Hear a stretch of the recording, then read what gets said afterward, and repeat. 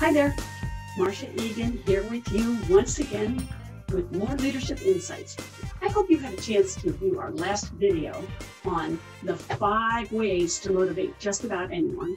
And thanks to those of you who commented on it. We're setting the stage for folks to feel even more motivated, and we have a treat for you today. So we're going to just get right to it. I think you can all agree that motivated employees and coworkers provide a lot of energy to your organization, and that can go straight to your bottom line.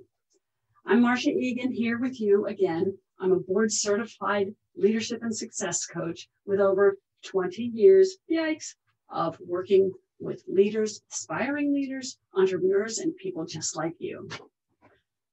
We know that your time is really precious. That's why we're creating these quick leadership insights and challenges. Hey, that's what coaches do, as an efficient way for you go-getters to stay ahead of the curve, challenge yourselves, and sharpen your skills in a quick and online way.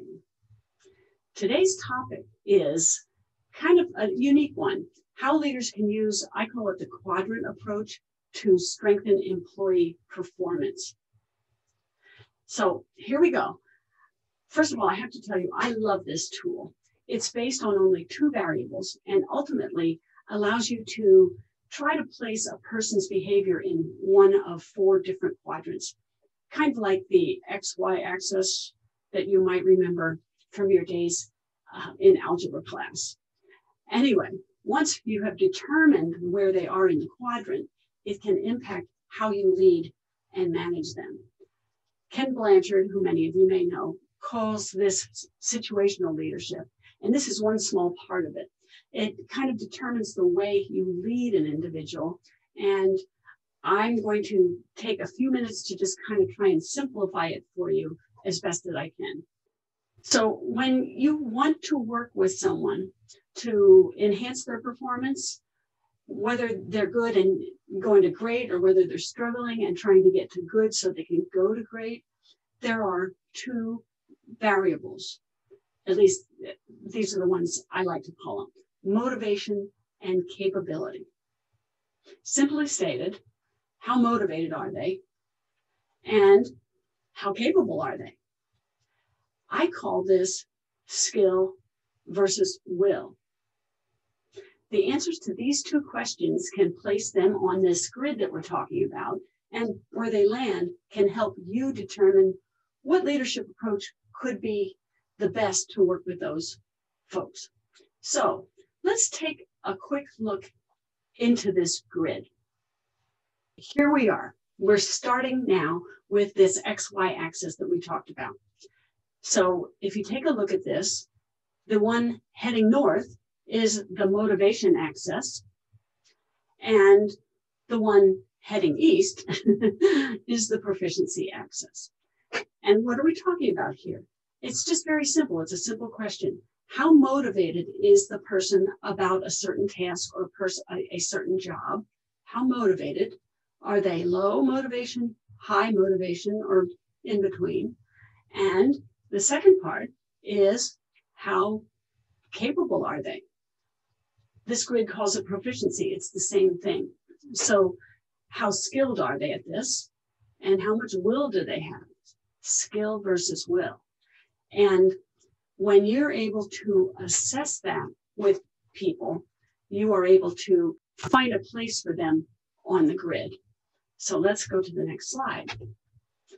Once again, we have situations, and it is situational, where people are highly motivated and highly proficient.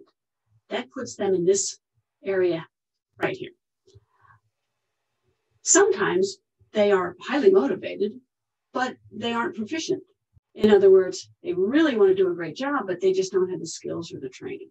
The reverse is sometimes they're really great at what they do, but they're not that motivated about it. They don't really like it all that much. That puts them in this quadrant here. And then finally, we have the low skill and low motivation over here. So what does this tell us? Someone who's highly motivated, but not proficient in something. And oh, by the way, we are not labeling a person. This is about certain tasks or certain functions or certain job duties. And they can be in different quadrants on each one of these. So getting back to this, if they're highly motivated, but lowly proficient, it's very easy. We train them. If they are low motivated and lowly proficient, this is an area where we have choices to make about people. Because if they can neither do the work well and don't have a lot of passion about the work, then it will be a lot of work for you to get this to work the way you would like it to work. Moving into this quadrant over here, they're highly skilled, but they are not motivated. This is where individual work with people is needed and getting involved with them to see what might motivate them. And the easiest, but sometimes the most challenging, is the person who is highly motivated and highly proficient. One of the biggest mistakes anybody can make with someone like that is to micromanage them and to get in their way. I like to say when they are in this quadrant, it's like, get out of the way, because they are going at it by themselves.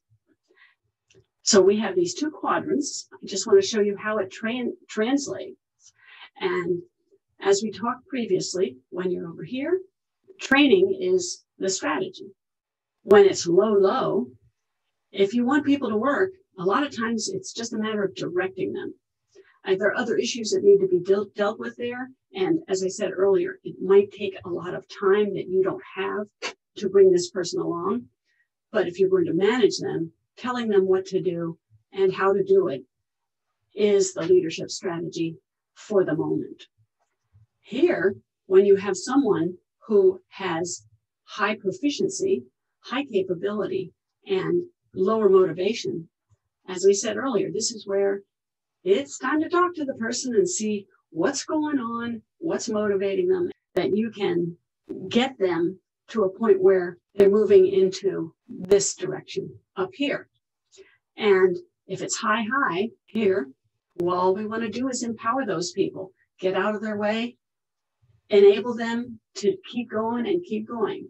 And when you're kind of in the middle of all of this, there's a lot of coaching that can be done to find out where they stand in the motivation versus capability categories. And the whole goal is to get them to be moving in this direction over here. If they're here, we want them to go here. If they're here, we want them to go here. And here, we want them to at least kind of get into the middle. That's the explanation of these quadrants. And just taking a look at it one more time. When it's 5-5, we get out of their way. When it's 5-2 or 1, we train because they're highly motivated. They just need to learn that task. Over here, if they can do it and do it well, but they're having trouble being motivated about it, a little bit of talking can help. Coaching, finding that motivation button that we were talking about in the last video. And here, this is where we direct people. I hope that these quadrants can show you kind of graphically a little bit of a roadmap about how to lead and manage people when you can place them in one of these two categories with a very quick assessment. And if you're having trouble assessing, the other strategy is to have a little chat, talking, finding out what's going on with people. It's an excellent leadership strategy. I hope this has been useful to you. It's pretty basic, but many times we don't take the time to assess someone in terms of skill versus will. It's such an easy thing to remember, skill versus will. And sometimes it's both, and sometimes it's only for one kind of task or one kind of department position or one kind of variable. I want to challenge you to try to apply these when you've had some challenges with helping people perform to their absolute max or to get to a certain level. And let us know how it goes in the comments section of our website.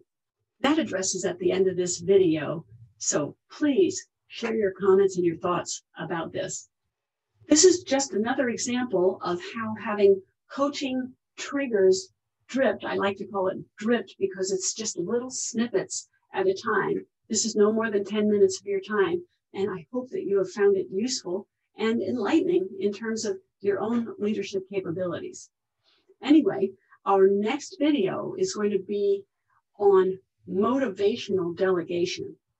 I hope that you look for it on our channel and on the website, the web address that's at the end of this video, and share your comments about any of this. We really like the exchange. So until next time, I'm Marsha Egan, and I hope you have found these very useful.